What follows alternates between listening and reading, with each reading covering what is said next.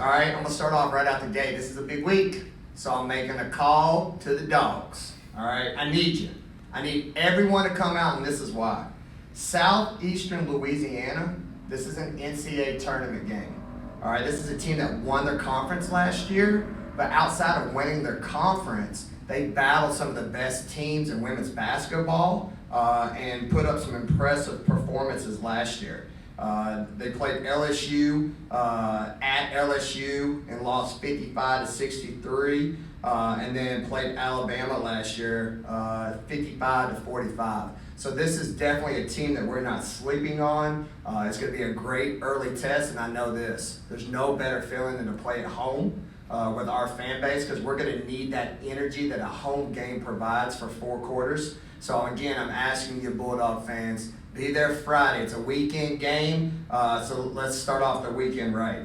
And then congrats, a couple congrats. Last night, wow, what a game. All right, Chris Jans and men's basketball. I've always said I love those guys. It's awesome working over at the Hump and what they're able, just the atmosphere we have for each other. We're always high-fiving each other, giving each other words of encouragement. So to see them do so well on a national stage with a couple of injuries, testimony to them. James Armstrong, soccer, all right, Saturday at 1 p.m. All right, so I'm looking forward to that in between games on Friday and Sunday. And then cross country with Chris Woods and Aaron as they go for a championship on Friday. And then for this recruiting class, I want to give a huge shout out to my staff. Obviously, we've been grinding like no other. So between staying up watching men's basketball last night and literally going to the last second on signing day as everybody saw the good news, we were able to finish a great class. I'm very excited for multiple reasons. Number one, we currently have some great players. And you got to imagine going into my second year, it was all about getting an established roster. And so for us to have a great roster with young talent that will be coming back next year, but then getting into to this class is what can balance those players that we currently have. And this class has a lot of potential, all right? A lot of potential, but most importantly, what excites me about them right now is their commitment to excellence. And let me give you an example. Taj Bloom, all right, top 40 kid in the country, but she's already transferred high schools for her senior year down in an academy and has made a commitment to get better, which is almost unheard of in today's high school world. And then Rosia, 6'7".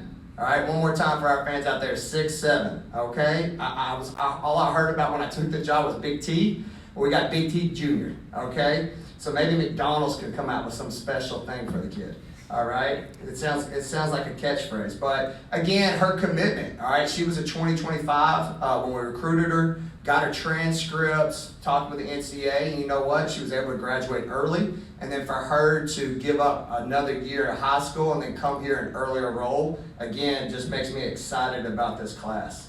And then obviously in-state with Anasia Carrier. I think it's a kid who's slept on. I think the people here in the state of Mississippi know where I'm going with this. A lot of times kids who come from this state don't get necessarily the national recognition that they deserve.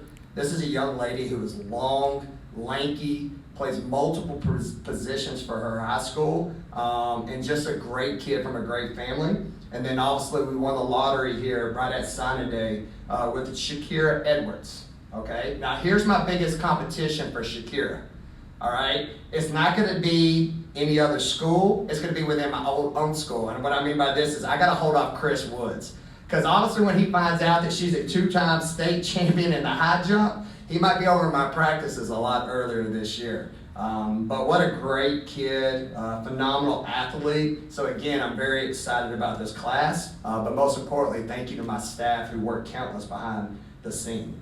And then back to this game.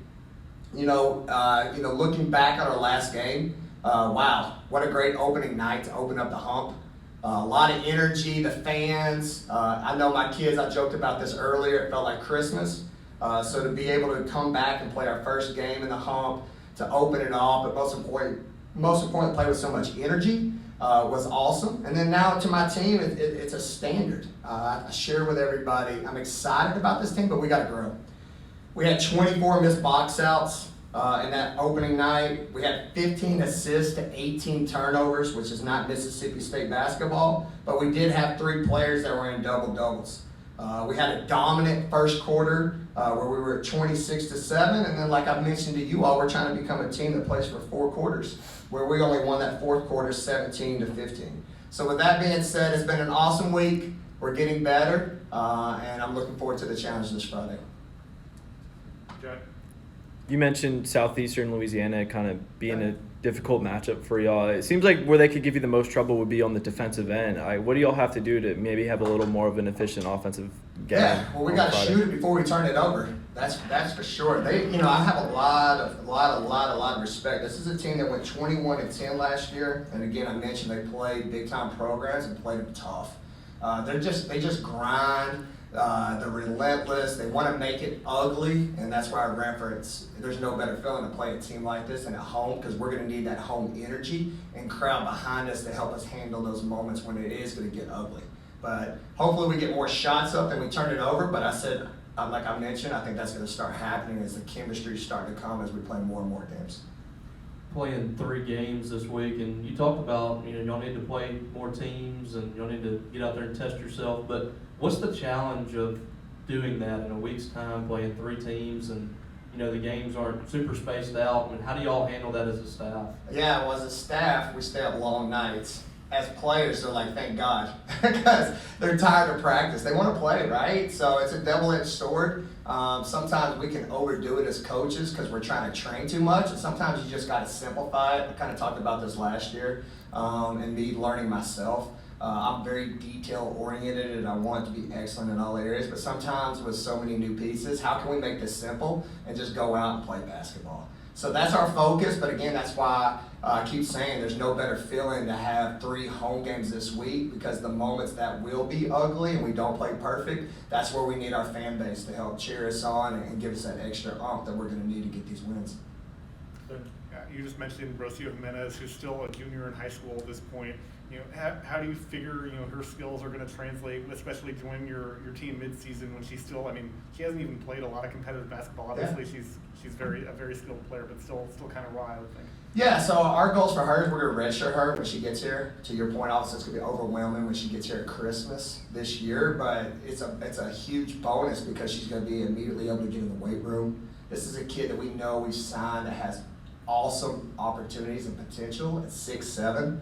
All right, there's not many 6'7" women out there who can catch and run like she does, but we're going to start with the basics. We're going to make sure we get everything around the rim, get her in great shape, get her tough, and then most important, you got to understand this is a kid who is not from this country. Obviously, she goes to a school currently right now in Florida, but just what I love about her, she's so excited because our fan base, again, I can't give enough shout-outs to our Twitter and social media, the love that she has received.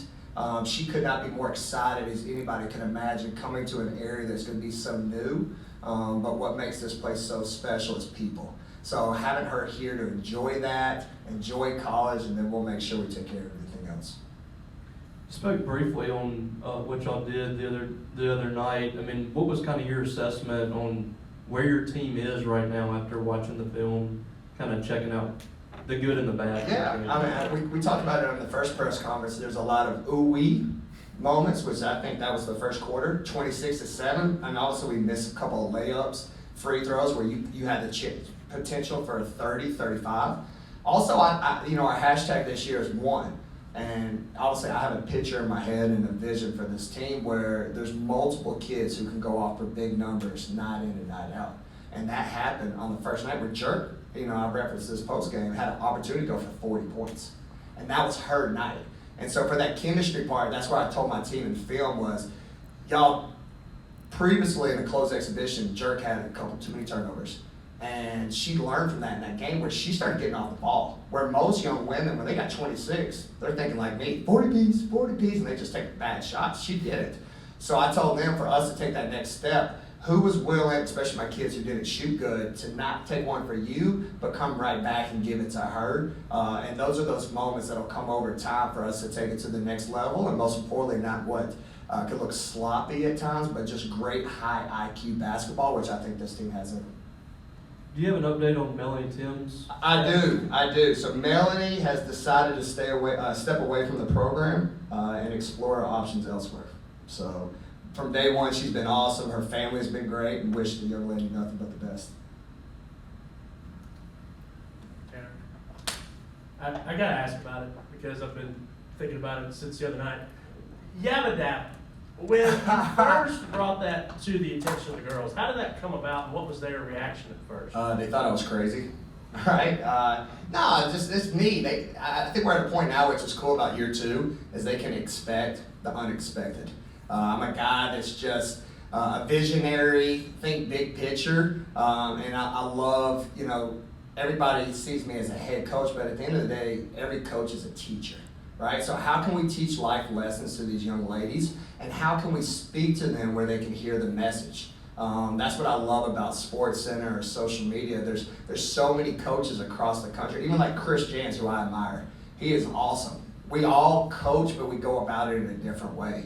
So for my team, I try to learn their behavior as the season goes, and I thought, man, after hanging out with my own kids, you know what, just a little yabba dabba, right? I was in that mood, and I said it because sometimes in life you got to be crazy enough to believe it, but also think it's cool. So that was my version of thinking it's cool. Now, if you ask one of my players, they're probably going to say that was not cool. But you know what? They literally bought in. So that's why I love my team, because they got my back. So that's how that all went down. And like I said, maybe Christmas ugly sweater game, Robbie. You can come as Fred Flintstone. Like this could go like really big areas and just outside the box. I got to give a shout out to the mayor who made a Talk to Me Nice sweater at the game. So again, that's why I love this place, because it's about moments. When things occur, our fan base gets behind and celebrates like no other, and it's crazy where we can go with things because we believe in one vision, and that's trying to win a championship.